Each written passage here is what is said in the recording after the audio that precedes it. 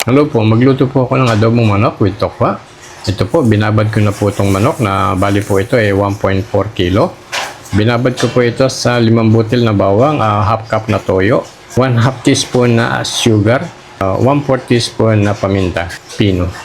Lagay na po ako ng mantika, 2 tablespoon. 5 butil na bawang na tinadtat. Kaya na po mag-change color ng konti. Yan, pwede na po yan. Maliit na sibuyas. Kahit na sibuyas na pula, pwede rin po. Sabay na rin po itong dahon ng laurel, mga 3 piraso.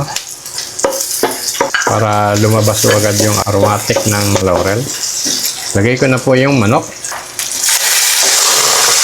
Yung pong pinagbabaran, huwag pong itapon. Ang dagdag sabaw. Sear lang po ang manok ng mga 5 minuto.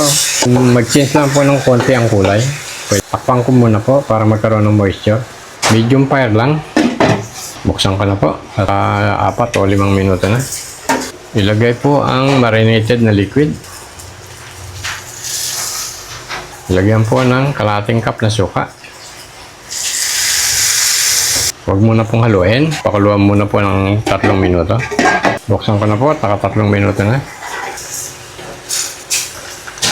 Palambutin po ng 20 minutos. Takpan. Buksan ko na po at tinabot po ng 20 minutos.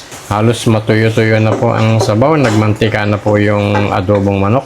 Lagay ko na po yung pang-garnish. Fry ko na po to cubes. 1 bloke po to, kalating kilo. Lagay ko na po. Lagay din po ako ng egg para ganahan po yung kakain. 6 na pirasong egg. Ito po binabad ko rin po ito dun sa pinagbabaran ng manok. Lagay ko na po. Luto na po ito. Ang sarap po ito dahil nagmamantika na po yung manok. Bali, 1.4 kilo po yung manok. Tapos binabad ko po sa 1/2 cup na toyo. 5 butil na bawang tinadtad. 1/2 teaspoon na asukal para pambalanse. Saka 1/2 teaspoon na paminta. Nyo pong haluin at madudurog po yung manok. Malambot na po yung manok. Ibiling nyo lang po. Para yung pong mga pira-piraso ay buo pa rin po. Tikman ko po at kukuha po ako ng sauce ng adobong manok. Napakalapot na po.